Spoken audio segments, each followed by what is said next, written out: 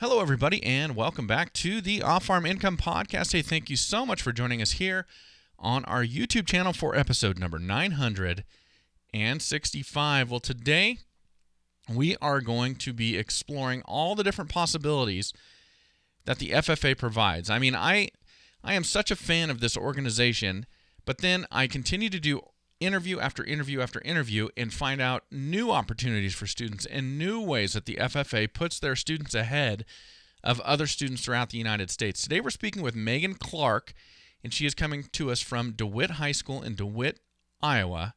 And she's going to be talking to us all about the CAC or CAC Media Group that she has found her way into through the FFA and all the different opportunities it has opened up to her and how it's advanced her in her educational and her future career journey. It's really an amazing story, and we're going to get it started for you right now. Megan, welcome to the show. Thank you so much for coming on today. Yeah, thank you for having me. You bet. It is my pleasure, and looking forward to speaking with you. I'm looking over the notes in preparation for the interview and looking at what you've been doing for your SAE, and I'm really anxious to find out more about it. So we'll jump into that here in a minute. I'd love to start off by just asking you a few questions about you. Would that be all right? Yeah. All right. Well, obviously, since you're on Zoom, and I've got listeners who are on audio only, and I've got listeners viewers on YouTube as well. For my audio only listeners, you're sitting in your Ag Advisors office, so obviously you're at school. You get to go to school, and that's a great thing. Very thankful. So we started off the year doing a hybrid schedule, so we were half on, half off. And then just right before Thanksgiving, we did a little bit of all online, but we're lucky enough to be back in class right now, and things are going pretty good. That is great. Well, good for you. I'm happy to hear that. And then we're actually recording this, let's see, on the Tuesday of Christmas week. So are you still in school, or did you come back into the office today to do this interview? Unfortunately, our school made us go back for 2 days right before Christmas break, but Okay. It's kind of like a Tuesday, Friday, so it all works out. Gotcha. Okay, so this is your last day before Christmas break. Yep. Okay, very good, very good. Now, when you are not there, when you're not at school, and you're at home, are you on a farm, are you in town, or maybe something in the middle of those two? Yep, I live on a diversified crop and livestock farm. So I show cattle. That's one of my SAEs as well. And so we have a lot of cattle. We have a big pasture at our house. And then my dad also farms corn and soybeans. Corn and soybeans. Okay, well, it sounds like Iowa to me. So Pretty much. corn and soybeans and cattle. It's funny to hear you. I mean, you're very engrossed in the FFA, and I think that's a great thing. But it's funny to hear your jargon. In Iowa, people just call that a farm, but in the FFA, we call this a diversified livestock and crop operation, right? I've had to write it on an application every now and then, so it kind of just sticks. Yeah, it just rolls right off the tongue, doesn't it? Pretty much. All right. So you are, let's see, you're in your junior year of high school, is that right? Yep. Okay. And serving as your district vice president already. Yeah, so last year I applied to be a district officer, and this year I've been serving as the Northeast Sub-District Vice President. Very cool. Does that usually happen at this stage of high school, or is it usually seniors that go into the district level? It's usually like a lot of juniors, so Mm-hmm. a lot of kids apply right now, but every now and then they'll have a sophomore apply. So I applied when I was a sophomore, and I ended up being the youngest one and the only sophomore on the team this past year. So mainly you would see juniors do it, but every now and then there's a sophomore. Man, well, congratulations. That's great work Thank on you. your part. That's wonderful. And so how long have you been part of the FFA then? I joined the FFA the fall of my 8th grade year, but my sister, my dad, my parents were both in FFA, so it's kind of always been there, Mm-hmm. but it's just been a really big part of my life for as long as I've been in it, as well as kind of before that. But I started in 8th grade, and I plan to continue to do it all the way up till I can become a member of the alumni. Okay. Well, I normally ask people why they joined. I think you kind of just alluded to that. It sounds like you got quite the family tradition there. Yeah, so it's a family tradition, but the part that really made me the most interested when I was at my sister's first FFA banquet, and I just saw her and all the other FFA kids run up onto the stage and go get their awards, and all of them were so happy, and she was actually elected an officer that year. So that's Mm-hmm. that whole process. I just kind of wanted to be one of those kids that got to run up there and it's always just been really cool to me. Ag's been a huge part of my life for as long as I can remember. I plan to continue to go into a career within ag, and I just thought that it was kind of a no-brainer. Okay. Well, that's great. So you've got the family tradition, but it was actually seeing things in action that made you go, okay, I want to be part of this. Yeah, Okay. for sure. How much older is your sister? She is a freshman in college right now, so she's about 2 years older than I 2 am. years older. Okay. And have you got to do that run up on a stage yet? I have. So my first year, my sophomore year last year, I served as my chapter secretary. So Mm-hmm. I got to do the whole run up thing. But this past year, our banquet got canceled because of COVID. Yep. So they actually, my advisor, our old FFA president, and then our FFA coach, they came and surprised me at the ice cream shop that I work at with a certificate that said that I would be the new vice president. So I'm serving as the vice president this year, and that was Very pretty cool. cool. That's fun. So they showed up and just out of the blue and let you know. Yeah. Okay. hmm That's a great story. And we love acknowledging our FFA advisors here on the show. This seems like a great point to do that. Who are your advisors?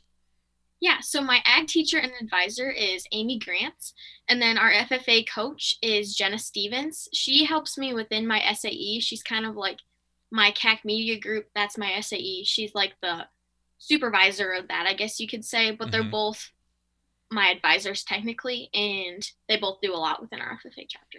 Awesome. Well, thank you so much for acknowledging both of them. And yeah, it's interesting. I've interviewed a couple other students from your chapter, and the concept of the FFA coach is a new one to me. That's not one I hear very often. Does that just seem like very normal to you? It's definitely not seen a lot around our area. Like Mm-hmm. a few of the schools around us have like two different teachers or advisors, but no one really has an FFA coach that just kind of helps with different ag classes, like within FFA, like specifically our ag leadership class. Mm-hmm. She's really active in that one, helps us with our SAEs and CDEs. She also does a lot within like record book stuff and different treasurers and secretaries books. It's really nice for her to be on hand because sometimes Mrs. Grants can't always be there because she has all of our students. So it's kind of nice to have two people there as Mm-hmm. well. And it's really just helpful for Mrs. Grants as well to have someone else. Yeah, it's a really cool concept, and I enjoy learning more about it. I'm really anxious to learn about your supervised agricultural experience. Can you tell us what you've been doing?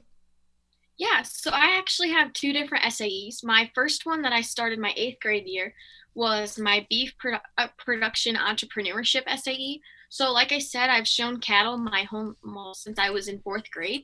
And when we first started our SAEs, I decided to do that one because it was pretty easy because I work on my cattle a lot and I knew that I had plenty of stuff to do. So, with that, I chore them, I wash them pretty often, and then we go to shows with them. Mm-hmm. So I just keep records of all that kind of stuff, as well as like calves that I sell because it's like a cow calf operation. Okay. But my main SAE that I focus on now is my CAC Media Group one.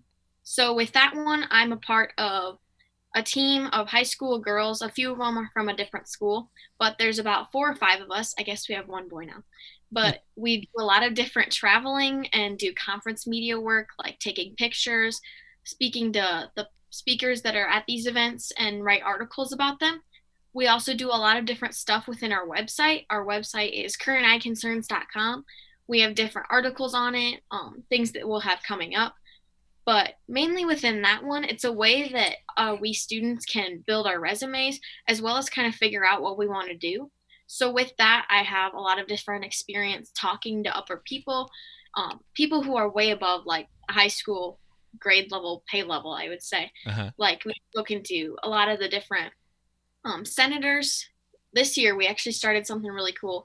We had our own ag TV show called AgriVision, Okay. and I was lucky enough to be a host of that. Cool. So we highlighted some different students and their SAEs, as well as different agricultural businesses.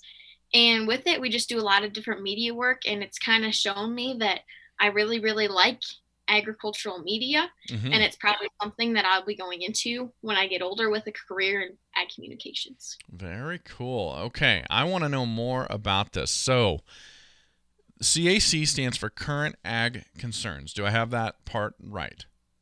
It used to stand for Current Ag Concerns, but we've changed it to CAC Media Group because we found that sometimes it can be a bit suggestive of or poor things in agriculture Okay.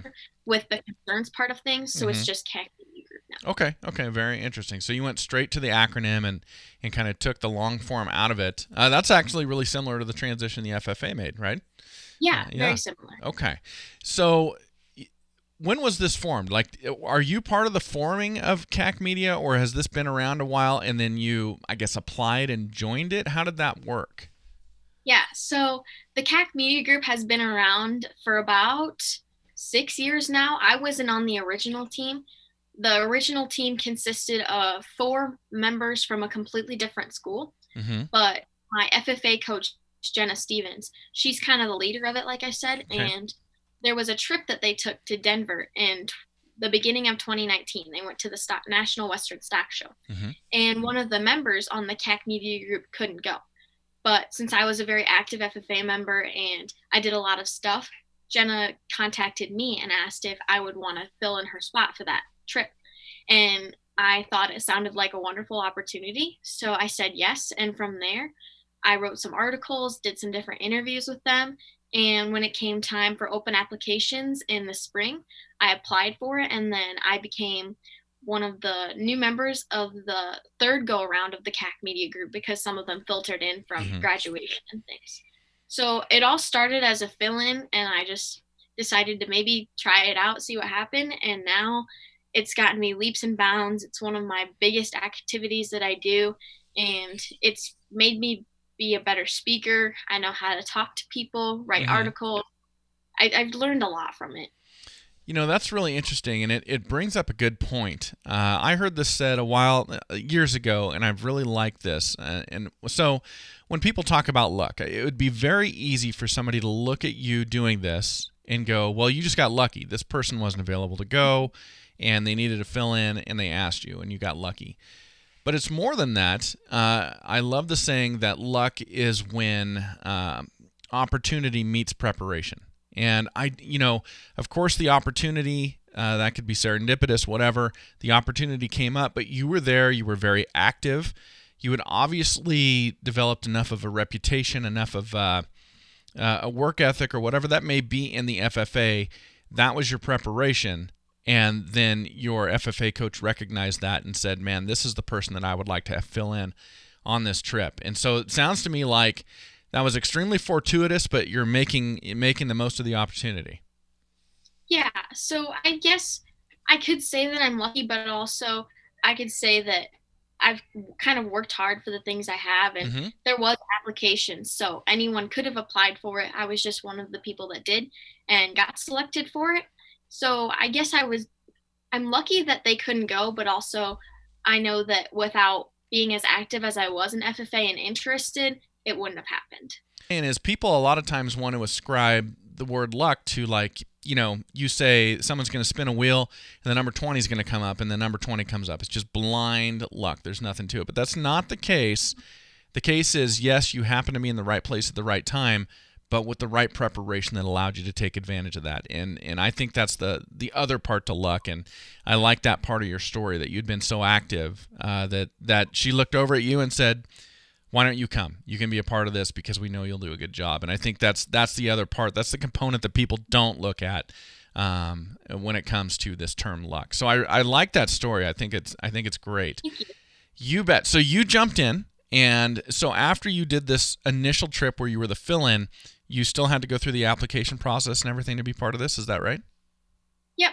So I was just the fill in for that. And after that, I kind of became the person you call if someone else can't make it. Okay. So I kind of was the fill in for that short while. And then my FFA coach, Jenna, she kind of realized that, this program could reach a lot more students at different Mm-hmm. schools. So she opened the applications so anyone at schools could do it instead of just having them be from one school. Mm-hmm. So I am one of the kids from DeWitt that does it, but from the Northeast FFA chapter, that's where a lot of the other members have been from. And most of the people that have done the CAC Media Group actually came from Northeast. But I believe when we did the applications, I was the only one from DeWitt that actually applied for it, and the rest were Northeast. Mm-hmm. But after that, more DeWitt kids had started applying for it. And the other two girls that I'm with right now, they're seniors, so they're going to be graduating. So another kind of hard thing that we're trying to find is replacements for them, because now we're just seeing that sometimes there's not a lot of kids that are super active and want to do it. And especially this year, because we couldn't have as many FFA things to really get them more active, that's kind of been a challenge. But we are definitely working on figuring out how we can get more people active in it, because it's a really great opportunity. Okay. Now, with the journalism that you're doing, with the stories you're producing, the video you're shooting, all of that, where does this all get published, and who's consuming it? Yeah, so we actually signed a deal with a company called Pink Tractor.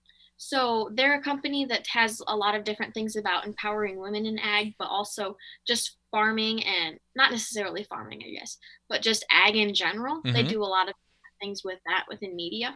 So we asked them and contacted them to see if we could be able to publish some of our articles or different episodes of our TV show that we produced on their website, so it can get more publicity. And so that happened. So a lot of our stuff is there. Also, for myself, I have a piece that was published on the PBR website. So the Professional Bull Riders website. I wrote an article when we went to Vegas last year about one of the bull riders there, Mm-hmm. and that got published on their main website, and it got a lot of views on there. And I just finished up an article after we went to Texas for the NFR on a junior bull rider, Marco Rizzo, and Mm-hmm. that one was published on the Cowboy Channel, and I did a different interview thing for it for RFD-TV. So it'll probably be somewhere within FFA Today or on the New Horizons, somewhere in there. But a lot of our stuff can be accessed through our website, currentagconcerns.com. And all of our articles, they always go in our local papers. Every now and then we'll get some in our state paper, Eastern Iowa Farmer, some of that sort of thing. But we always make sure to publish our things on social media as well. So if you follow any of our accounts, the CAC Media Group on Facebook and Mm-hmm. Instagram, they'll be there too. All right, so I am ready to take a job with CAC Media. You guys are traveling to all these cool spots. Can I just like carry luggage or something like that? Is there any openings just for like somebody who sweeps up after you guys or something? You could be our Uber driver. We pay a Ah. lot of money in Uber drivers. I would have to get my vehicle there to do that. Maybe I could rent a car. I could ride it all off to You travel could and be go. our permanent driver. That would be good. Yeah, the NFR and the PBR going to Vegas and Dallas Fort Worth, and that sounds Yeah. awesome. That sounds like a lot of fun. Yeah, we've also been to, so when I started, like I said, I went to Denver, Colorado. Then from there, we did work with the National Convention. So we went to Indianapolis. Mm-hmm. And the funny thing about that, so we drove out to Indianapolis with my FFA chapter. And then we drove back home that night. And then the next day, I flew out of Iowa to Las Vegas Hmm. to do PBR the next day. So it was like back to back. It was crazy, but it was so cool. Yeah. And then from there, we went to Tennessee to do a conference. No, well, we did Tennessee, I guess, before the FFA convention in Vegas. Okay. And then this past year, it's been kind of hard just because of COVID, but we still got the chance to do a little bit more local things, I guess. So we went, not super local, I mean, like not having to fly, I guess. Okay. So we went to Chicago to look at some different equipment that we might be using. And we've also done a lot of different SAE tours within our hometowns. And then, like I said, we just got back from Texas for the NFR. And this coming January, we're doing a little bit with the Cattle Congress in Oklahoma. Mm-hmm. So on January 4th, we'll be flying out there. But it's a lot of traveling, and it's super fun because we get to see all these different people, get to see how ag works in other places. And not a lot of us have really been out much. We just kind of live in small town Iowa. So getting to see new things is something really cool. And it's definitely one of my favorite parts of being on the CAC Media Group. That is awesome. Do you have a specialty? I'm envisioning.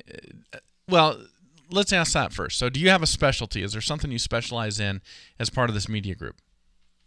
So, I guess that my main thing that I do is I conduct a lot of our interviews and write a lot of articles. So, One of the better things I do and I'm good at is coming up with questions for good interviews, like on the fly. Mm-hmm. So listening to what they say and be able to make a question off of it.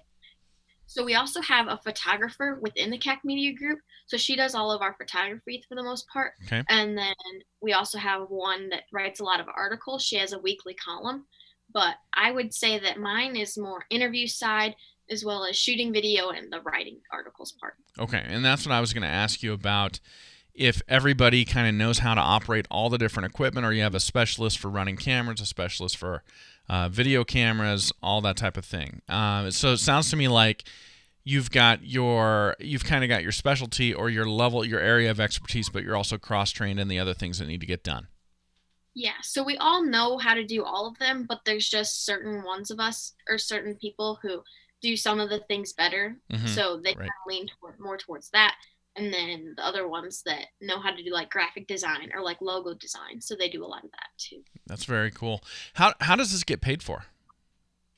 So we have a lot of grants that we have. So I actually just finished up writing a grant for it. We received $1,000 to purchase new video equipment.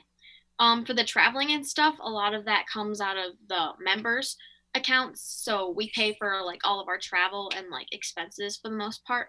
And then some of it just kind of depends for a lot. Sometimes for the conferences, like if we are willing to help out with it, sometimes our way for the conference is already paid for. Mm-hmm. And it just really depends. Okay. So you're funding your own travel then?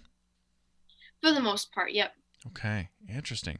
But man, you're learning a ton. I mean, you're writing grants, you're doing interviews, you're writing interview questions, and you're networking with people all over the country in media, in ag communications. That's pretty powerful. That's really amazing. Yep. So how you said this is having an impact on you on what you want to do with your future. You're halfway through your junior year of high school, coming up on your final year of high school, and then off to college or career or something like that. Tell me about what the future looks like for you.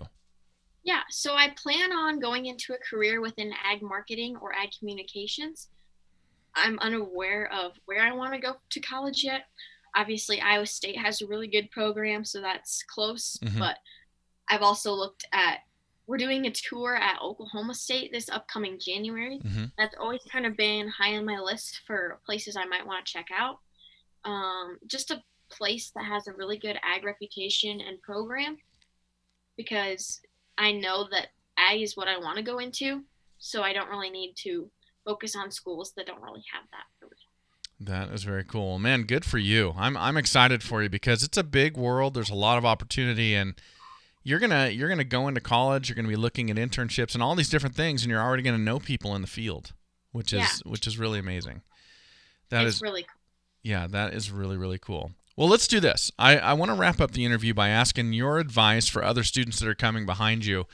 This concept we were talking about earlier about luck, about doing the work, so because you never know when the opportunity is going to arise. So when it does arise, you're prepared.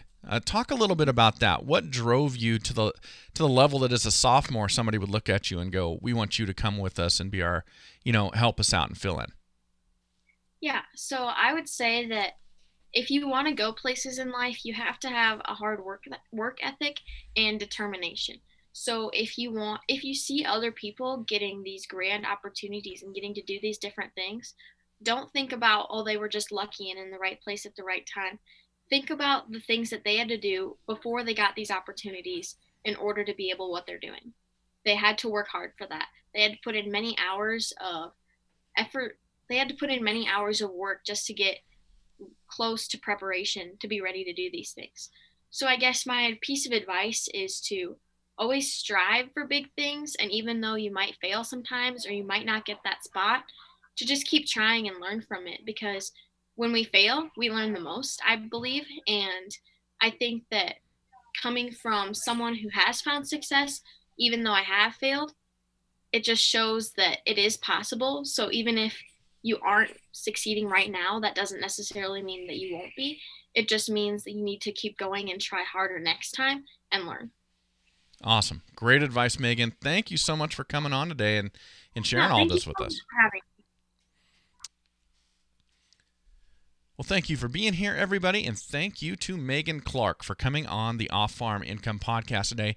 And hey, we really appreciate you being here with us on our YouTube channel. Please hit the subscribe button so you can get all of our videos. And hey, if you're out there on Facebook, on LinkedIn, Twitter, on Instagram, we would love to connect with you there, have you as a follower, one of the people that we talk to on social media. The title is Off-Farm Income, and we hope you will join us there as well. Everybody, as always, enjoy your journey to the ultimate lifestyle business, agriculture.